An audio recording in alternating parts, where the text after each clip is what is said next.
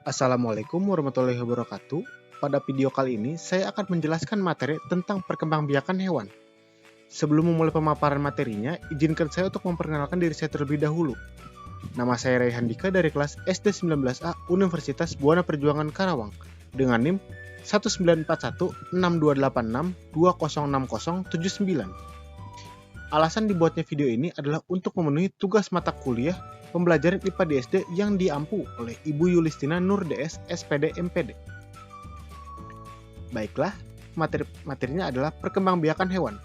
Perkembangbiakan hewan dibagi menjadi dua jenis, yaitu generatif atau secara kawin dan vegetatif secara tak kawin.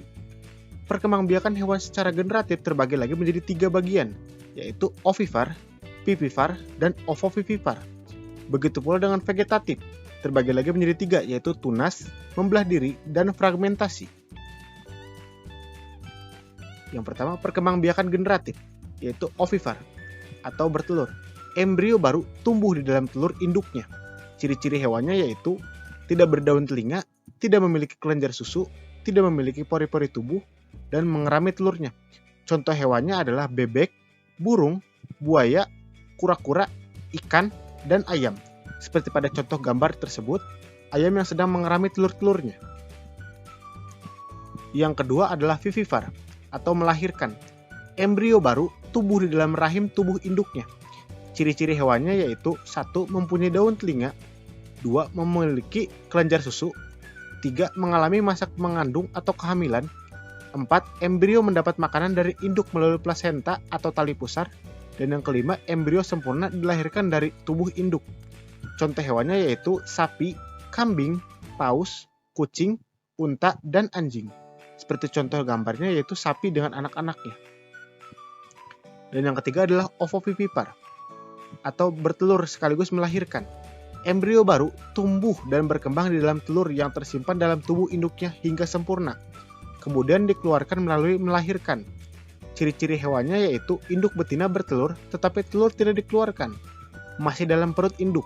Kedua, cadangan makanan diperoleh dari dalam telur. Ketiga, embrio berkembang di dalam telur.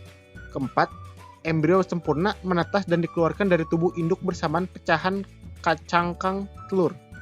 Contoh hewannya yaitu kuda laut, hiu putih, dan platypus.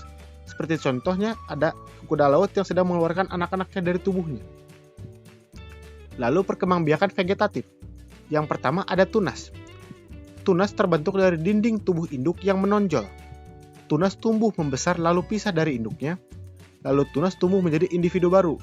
Contohnya hydra, ubur-ubur, dan anemon laut. Seperti pada gambar tunasnya tumbuh sendiri. Yang kedua adalah membelah diri. Seperti pada gambar di samping, proses pembelahan bakteri yang pertama itu satu sel bakteri dengan satu inti. Yang kedua, inti mulai membelah. Pada gambar ketiga, inti jadi 2, sel mulai membelah. Pada gambar keempat, sel hampir terbelah. Pada gambar kelima, sel akan menjadi kedua.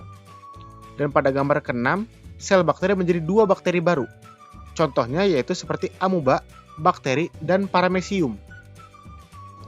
Dan yang ketiga, fragmentasi. Fragmentasi adalah pemotongan bagian tubuh. Prosesnya seperti induk hewan memotong bagian tubuhnya sendiri, lalu potongan tubuh tersebut tumbuh menjadi individu baru. Contoh hewannya yaitu cacing pipih, cacing pita, dan bintang laut. Itu saja pemaparan materi dari saya mengenai perkembangbiakan hewan. Apabila ada salah kata, mohon maaf apabila ada salah kata. Wabillahi taufiq wal hidayah. Wassalamualaikum warahmatullahi wabarakatuh.